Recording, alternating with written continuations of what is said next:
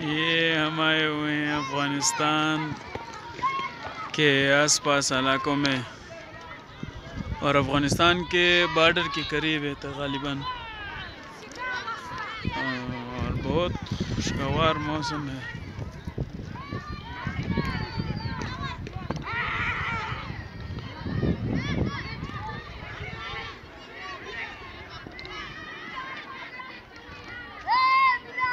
ये आप लोग के साथ है, दीगर का टाइम है, लिहाजा सारे बच्चे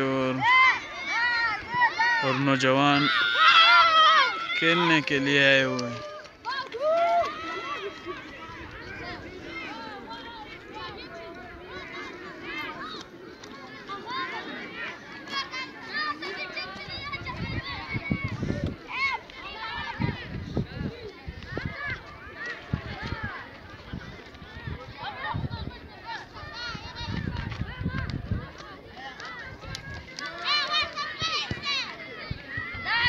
ये पहाड़ी इलाके हैं, यहाँ पर बहुत मज़ेदार मौसम बन जाता है इस टाइम।